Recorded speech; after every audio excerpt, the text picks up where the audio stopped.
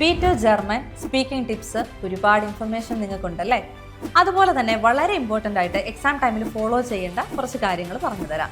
ഒന്നാമതായിട്ട് സ്മൈൽ ചെയ്ത് പ്ലസൻ്റ് ആയിട്ട് കോ കാൻഡിഡേറ്റിനെയും എക്സാമിനറിനെയും ഫേസ് ചെയ്യുക. ത്രൂ ഔട്ട് ആ ഒരു എക്സാം സെഷനിൽ ആ ഒരു പ്ലസൻ്റ് ആയിട്ടുള്ള ഒരു ഫീൽ കൊടുക്കുക എന്ന് പറയുന്നത് വളരെ ഇമ്പോർട്ടൻ്റ് ആയിട്ടുള്ള ഒരു കാര്യമാണ്.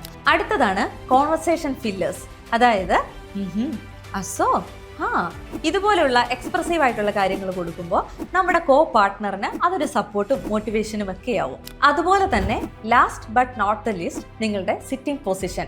ഏതൊരു ഇന്റർനാഷണൽ എക്സാമിലും സ്പീക്കിംഗ് പാർട്ടിൽ നിങ്ങൾ ചെന്നിരിക്കുന്ന ആ സമയത്ത് നിങ്ങളുടെ സിറ്റിംഗ് പൊസിഷൻ എന്ന് പറയുന്നത് വളരെ പ്രോപ്പർ ആയിരിക്കണം. അതൊരു കാരണവശാലും മറ്റൊരാൾക്ക് ഇറിറ്റേഷൻ ഉണ്ടാകുന്ന ഒരു കാര്യമാവരുത്. എക്സാം ടൈമിൽ കാലുകൾ ഷേക്ക് ചെയ്യുക, ഫിംഗർ ക്രോസിംഗ്, നക്കിൾ ക്രാക്കിംഗ്, ഇതുപോലെയുള്ള ബാഡ് ആയിട്ടുള്ള ഗസ്റ്റേഴ്സ് കാണിക്കാതിരിക്കുക.